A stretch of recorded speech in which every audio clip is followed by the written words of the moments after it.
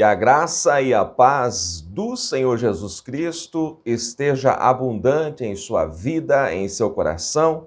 Sou o professor Márcio Mainardes. Aqui estou para mais uma pré-aula da EBD. Estamos no primeiro trimestre de 2022, estudando as lições bíblicas da CPAD. E o nosso tema é a supremacia das Escrituras, a inspirada, inerrante e infalível Palavra de Deus. E estamos chegando na lição de número 8.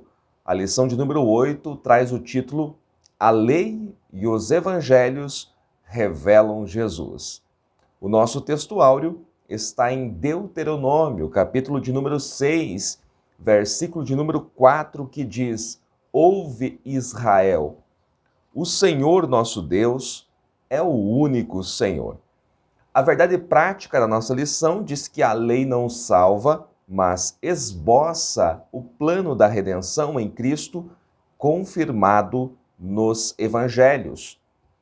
A leitura bíblica em classe desta aula está em Deuteronômio, capítulo de número 6, os versículos 4 ao 9, e também Evangelho segundo Lucas, capítulo 1, versículos 1 ao 4.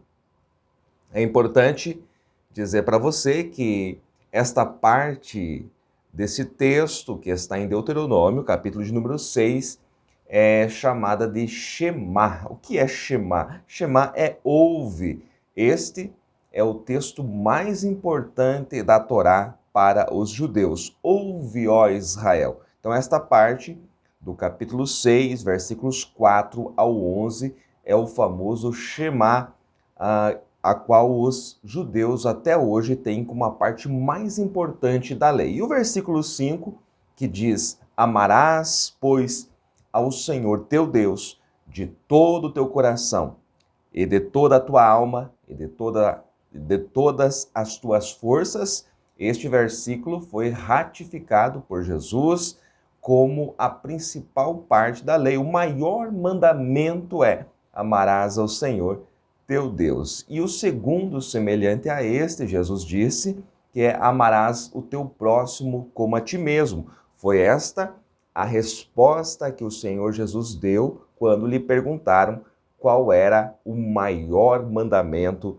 da lei. Então, esse texto, Deuteronômio, capítulo 6, versículos 4 ao 9, é um texto importantíssimo do livro de Deuteronômio, também repetido no capítulo de número 11, os versículos 18 ao 21. É muito importante essa parte que repete aí o capítulo 6. Aliás, o livro de Deuteronômio, a palavra Deuteronômio quer dizer repetição da lei.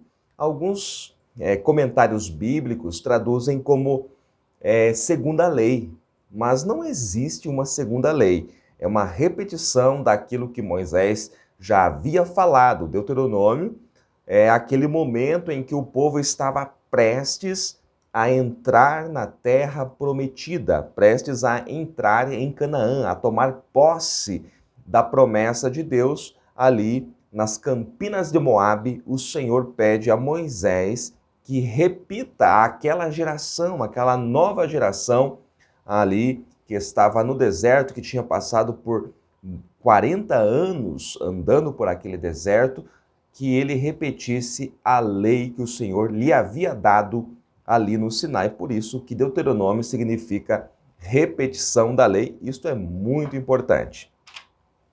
O segundo texto que temos aí, Lucas capítulo 1, versículos 1 ao 4, é o famoso médico, Dr. Lucas, escrevendo o seu tratado ao excelentíssimo Teófilo. Poucas informações temos a respeito deste homem. O certo é que Lucas, o médico amado, ele escreve o Evangelho de Lucas, que é o texto que temos aí, e também o livro de Atos dos Apóstolos, e ambos os livros ele escreve a este homem chamado de Teófilo, o qual ele chama de excelentíssimo.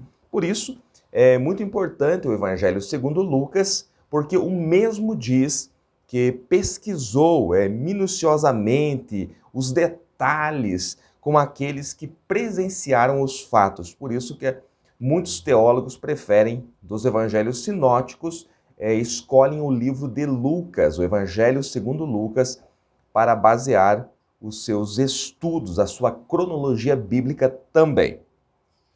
A nossa lição está dividida em 3 tópicos, como sempre, e eu quero aqui trazer um detalhe em cada tópico, que com certeza vai ser muito importante para a sua aula, para você também que não é professor, mas está se preparando, está se dedicando, e com certeza em breve o Senhor estará lhe dando esse ministério, você estará à frente de uma classe. Todo professor, todo bom professor foi um bom aluno.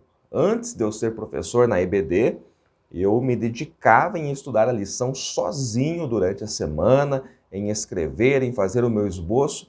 Quando fui chamado para ser professor, eu já estava preparado. Então, é dessa maneira que acontece. O Senhor usa quem está preparado.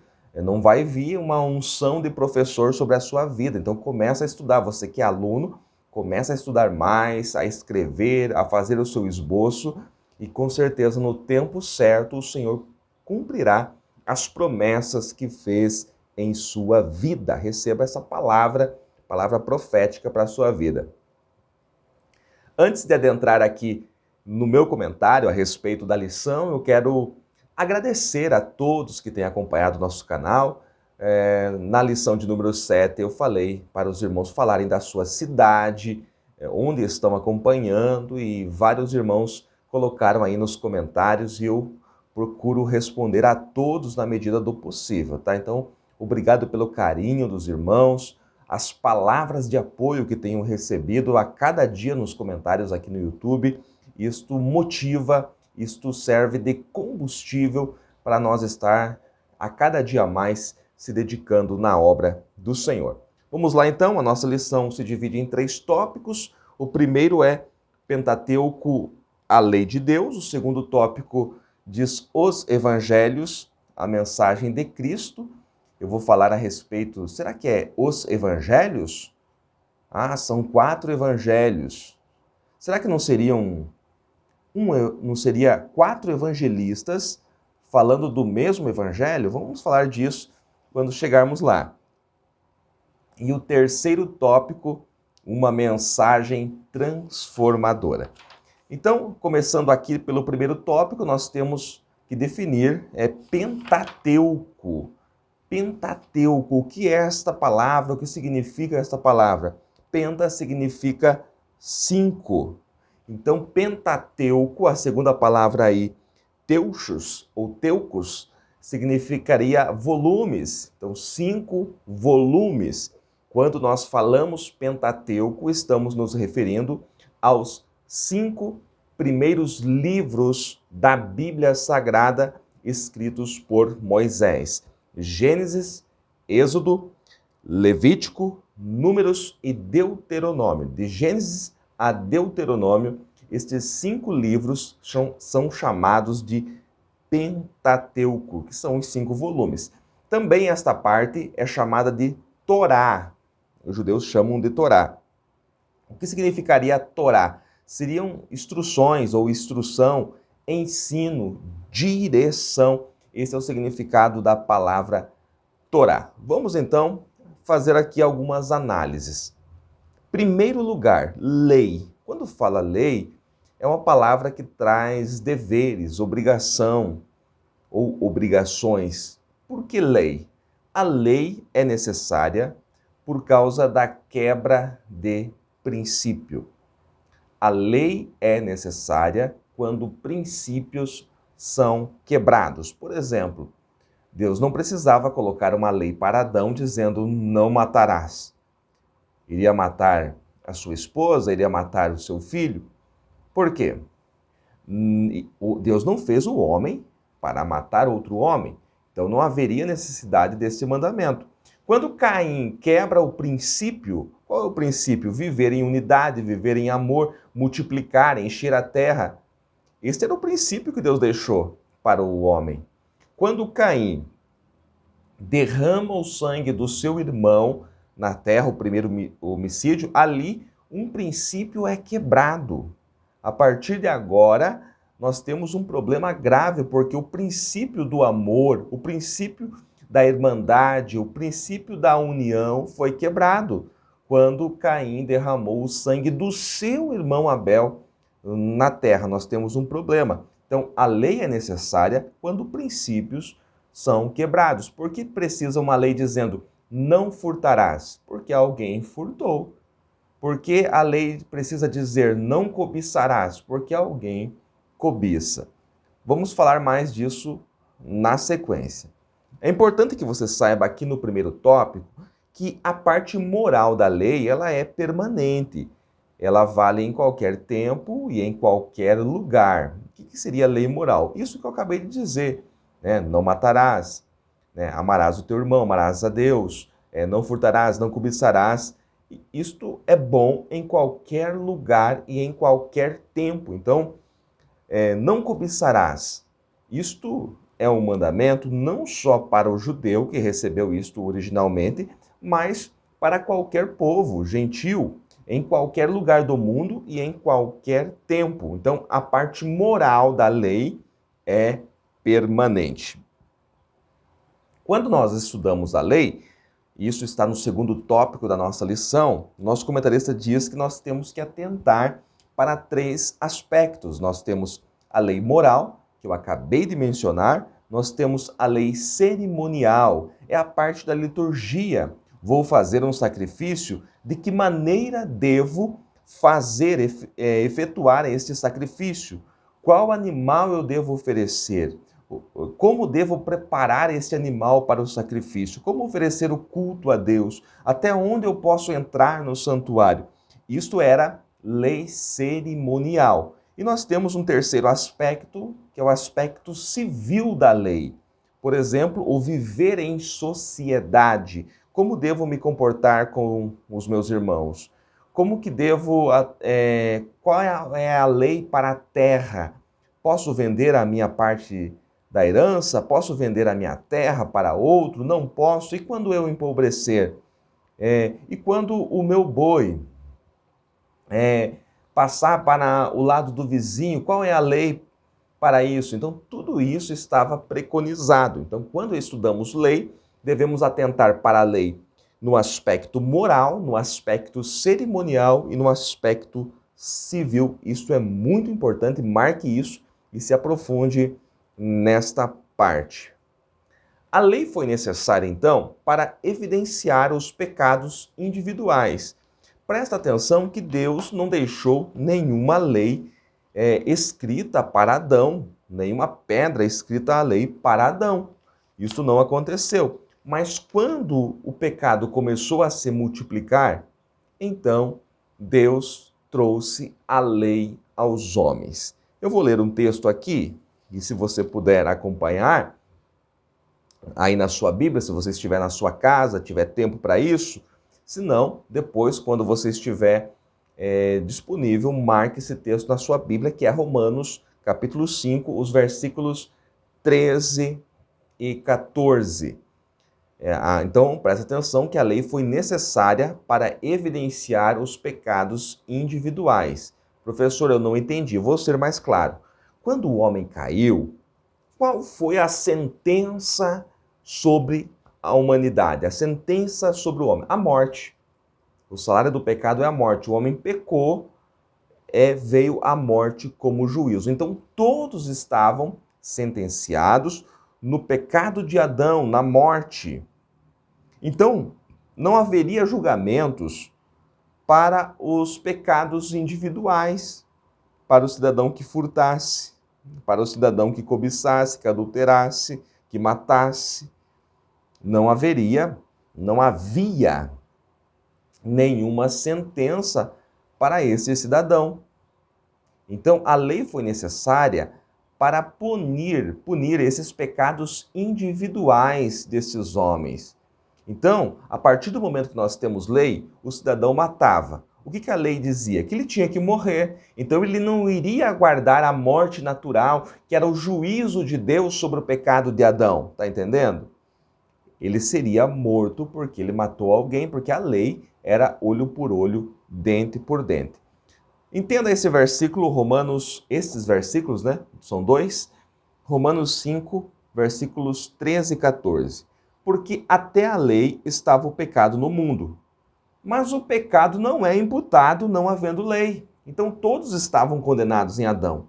Então pouco importava se o homem adulterava, cobiçava, se o homem roubava, porque o pecado não é imputado não havendo lei. Veja o versículo 14. No entanto, a morte reinou desde Adão até Moisés, até sobre aqueles que não tinham pecado, à semelhança da transgressão de Adão, o qual é figura daquele que havia de vir. Então, não havia lei, então não era imputada nenhuma sentença. A partir de Moisés, Deus vai colocar as sentenças sobre os pecados individuais. A lei mosaica, ela tinha 613 mandamentos, isso é muito importante, incluindo os 10 que estão lá em Êxodo, capítulo de número 20. Então, há muita gente, queridos, que pensa que a lei são os 10 mandamentos. Quando nós falamos lei de Moisés, está incluída toda a lei, moral, cerimonial e civil. Ao todo, 613 mandamentos que estão espalhados aí nos 5 livros de Moisés, principalmente nos 4, né, de Êxodo a Deuteronômio, tá certo? Então, a lei mosaica tinha 613 mandamentos, repetindo isso, para que você anote, incluindo os 10, e Paulo chama os 10 mandamentos de ministério da morte. Isso daqui é muito importante, porque alguns ensinadores, não atentando para isso, dizem, olha, a lei de Moisés não está mais em vigor. Até aí tudo bem.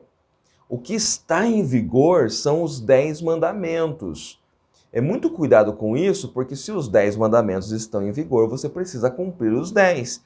Aí eles vêm dizer que só o sábado não precisa ser guardado. Então precisa cumprir 9 dos 10.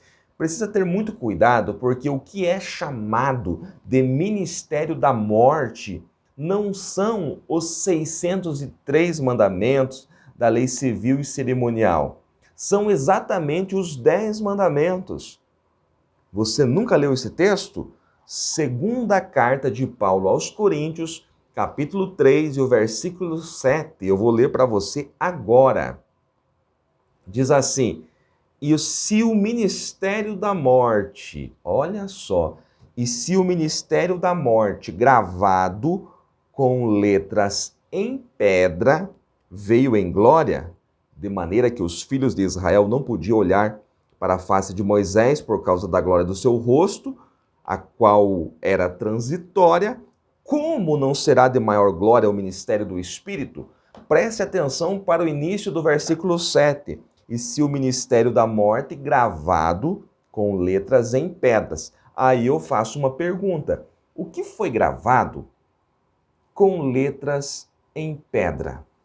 São os 603 mandamentos da lei civil e cerimonial ou os 10 mandamentos?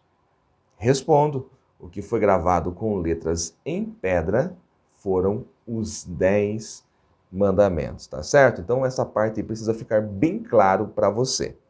Ninguém poderia cumprir, ninguém poderia passar a vida toda, ele poderia passar a vida toda sem adulterar e sem furtar. Mas um dia ou outro ele diria um falso testemunho. Um dia ou outro ele não guardaria o sábado. Então ninguém conseguiu cumprir os 10 mandamentos. Somente ele, Jesus Cristo. Tá certo? A lei era o tutor, o guia até Cristo. Isso está lá em Gálatas, capítulo de número 3. Nas versões antigas é chamado de aio. O que é aio? Tutor ou guia. A lei serviu para nos guiar até Cristo. Veja Gálatas 3 e 24 que diz, de maneira que a lei nos serviu de tutor para nos conduzir a Cristo, para que pela fé fôssemos justificados, tá certo? Então nós não estamos mais debaixo da lei, porque quando nós aceitamos a Jesus Cristo, Jesus nos leva de volta ao princípio. E quem está no princípio, quem volta ao princípio, não necessita de lei. Isso tem que ficar bem claro. A lei é necessária onde há quebra de princípios. E quando nós nascemos de novo, é porque nós crucificamos o nosso velho homem. Nós somos nova criatura, novas criaturas. Então, nós estamos vivendo em novidade de vida com Cristo. Então, a lei é obsoleta. A lei não precisa, eu não preciso guardar certos mandamentos da lei, porque eu sirvo a Cristo, eu estou a Cristo. Então, eu amo meu irmão. Se eu amo a Deus acima de todas as coisas e ao meu irmão como a mim mesmo, eu não vou furtar, eu não vou matar, eu não vou cobiçar, eu não vou dizer falso testemunho. Ou seja, eu cumpro toda a lei em Cristo sem que necessite haver algo escrito para eu. Então, a lei só é necessária quando há quebra de princípio. No segundo tópico da nossa lição, nós temos o Evangelho, os Evangelhos, a mensagem de Cristo. Mas eu quero falar aqui no singular, o Evangelho. Por quê? Porque é um Evangelho só. A palavra Evangelho significa boas novas, significa boas notícias. Esta palavra, ela era utilizada no contexto romano, quando eles saíam para uma guerra.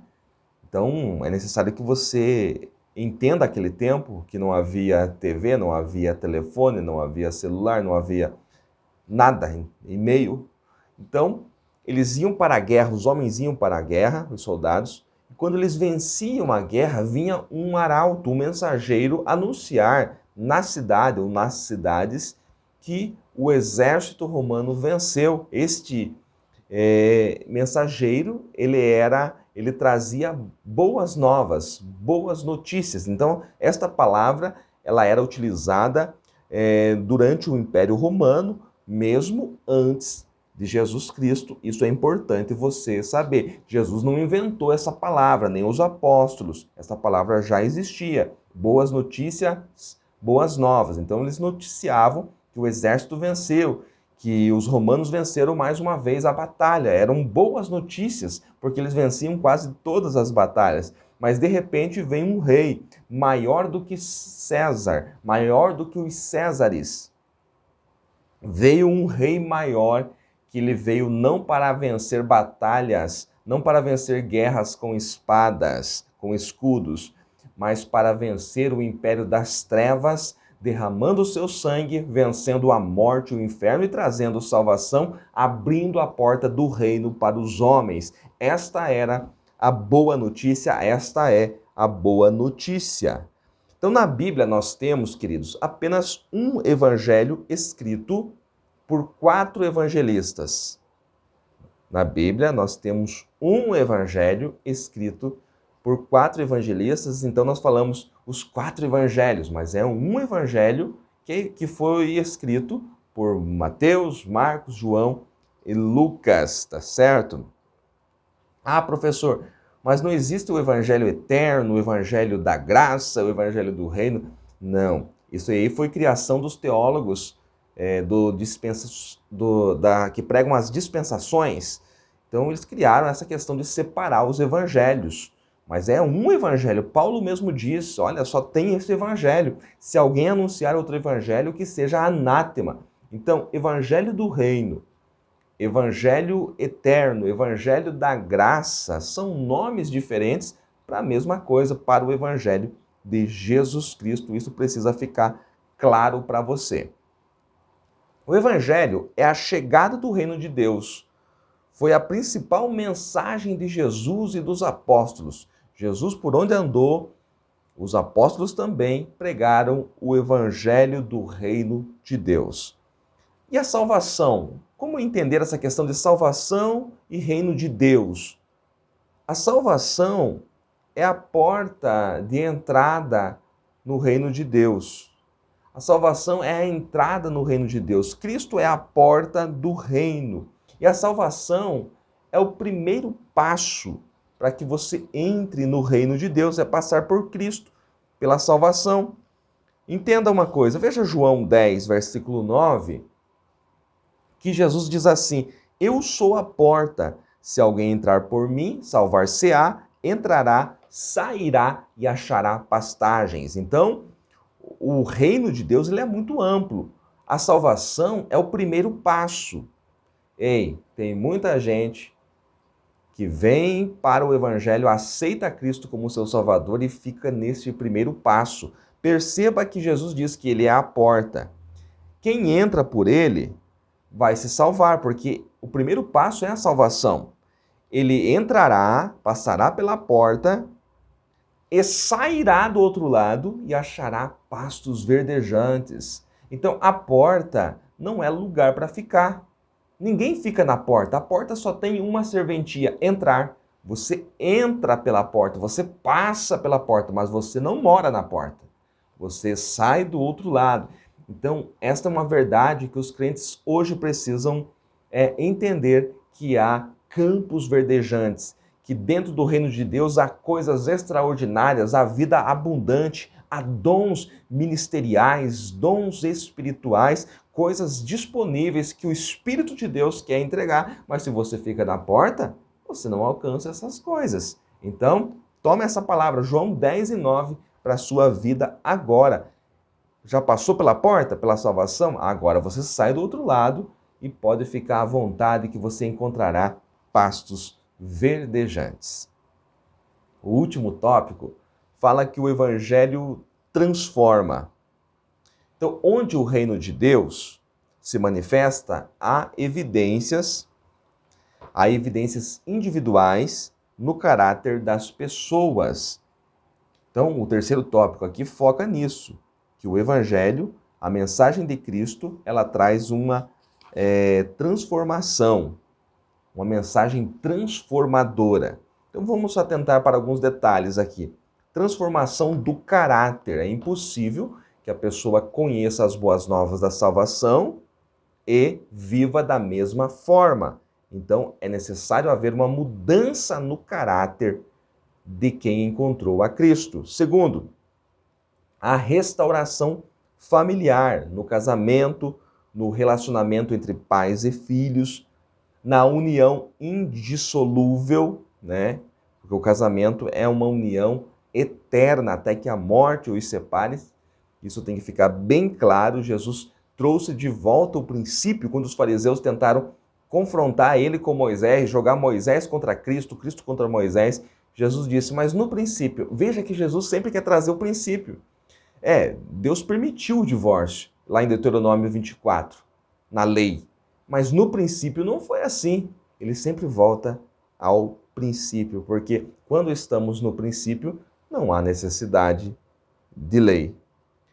E na sociedade, qual é a transformação que nós temos na sociedade quando o reino se manifesta? Nós temos paz, nós temos alegria e nós temos justiça. Não é isso que nós vemos em Romanos 14, 17? O reino de Deus é o quê? O reino de Deus não é comida nem bebida, mas justiça, paz e alegria no Espírito Santo. Glória a Deus, nosso tempo aqui está encerrando. Bastante conteúdo para uma aula abençoada. Você que esteve comigo até agora, que Deus em Cristo te abençoe. Nos ajude divulgando este e outros vídeos nas suas redes sociais. Deixe o seu like, inscreva-se nesse canal, deixe o seu comentário, fale para os seus amigos, fale para os irmãos da sua igreja a respeito deste canal, para que mais pessoas tenham acesso àquilo que é bom para você também. Que Deus lhe abençoe mais e mais, que as ricas bênçãos do Eterno estejam sobre a sua vida, sobre o seu ministério, em nome de Jesus.